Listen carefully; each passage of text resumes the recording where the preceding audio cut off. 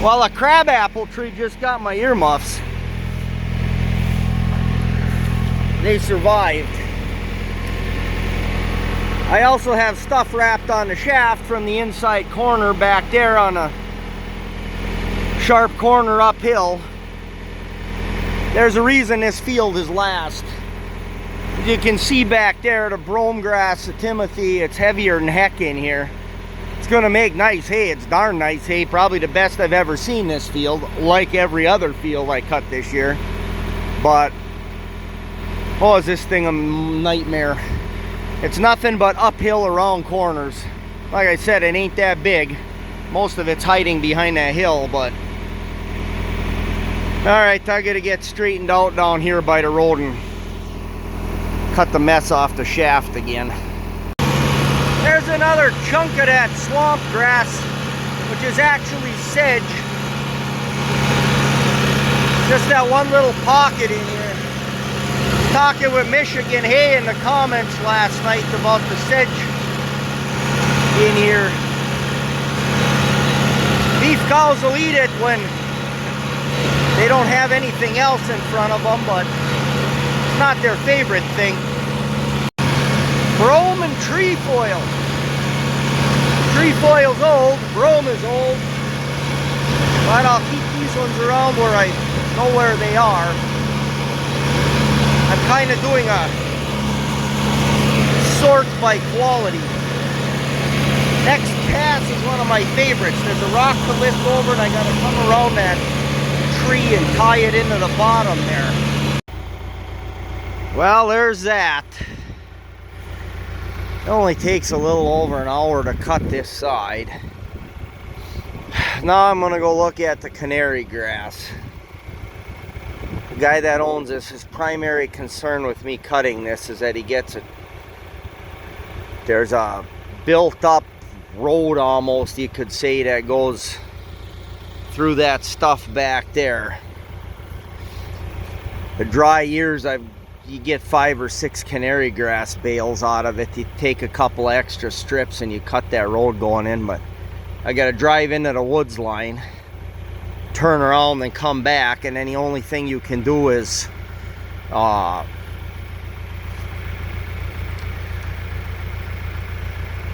you turn around and come back out.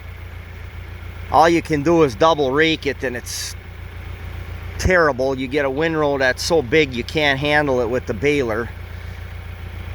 The same thing out on the other part. You gotta rake the edge in. Last year I kicked it out on the lawn and I still ended up on a corner. I tripped and bailed my twine arms and made half a mess. It took me a couple hours of screwing around till I got right. In fact, I tripped the last few bales by hand. Told him I wasn't going to mess with that anymore, but he's 96 and a hell of a nice guy, and asked about it when he came to see me. This is the only guy that comes to see me to make sure I'm coming to cut his hay every year. He used to have a few beef cows here. Old miner, few cows. It sounds familiar. But yeah, there's all these little old places that I inherited that keep my cows fed. I mean, I'm making, on a year like this, I get enough off of the easy stuff that I don't need these places. But if we ever get a 21 summer again or anything like it, I need them. So I keep doing it.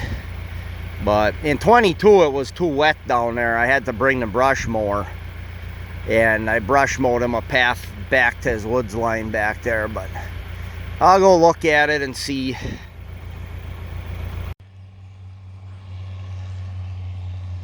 Well, there's a neighbor disc mowing along over there on some red tractor that probably ends in a 6.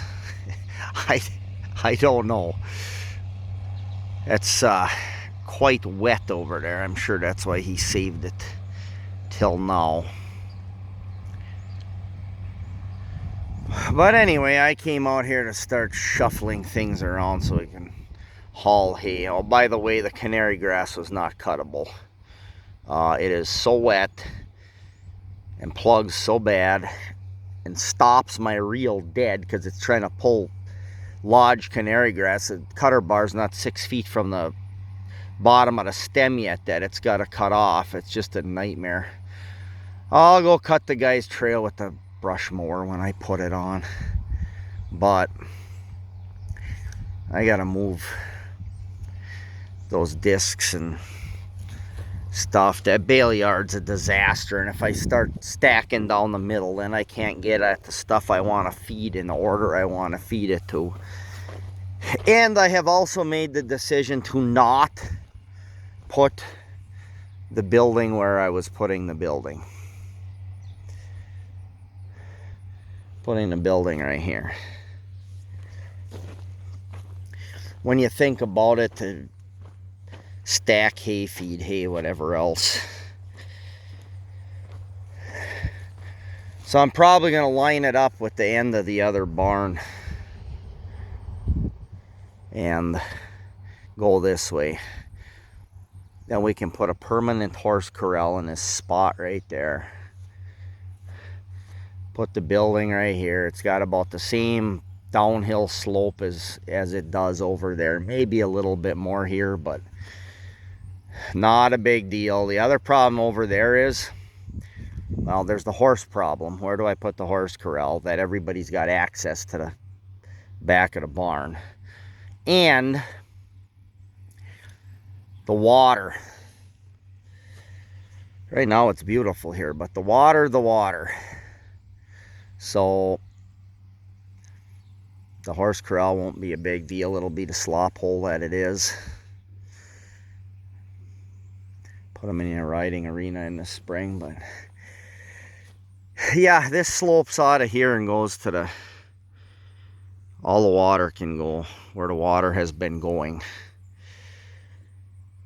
If I put it over there, I'm going to be, everything that comes off that building is going to end up here. This way, it's always got a way out. I know I've changed my mind 7,000 times, but that, as much as anything, is one of the reasons I haven't really started on it yet. Plus, it's a shorter run for the water line. The water line's off the corner of the garage and barn over there. I can tee in right there where that other hydrant is. That needs to be eliminated or repaired, and then come around the bottom of the old sheep shed right to there and put a water right here on the corner. The cows will always have it no matter what pasture they're in, because this is going to stay. There'll be some fencing changes made, but I want to pull it off that mound a little bit and change some things. But there's always going to be a cow lot here. There's just no other way to do this the way this is. And then we'll change some things around there. Probably put the manure, move the manure pile up to just south of the sheep shed. They can just dump it there. And I will feed the cows this winter. We'll put panels or cattle panels on posts maybe down to where that water tub is, and I'll put the round bale feeders there, and I'll feed over that side. That'll be great and fine till it gets sloppy in the spring, and then when it starts melting, I'll just come in from the other side here. Then I don't have things tore up.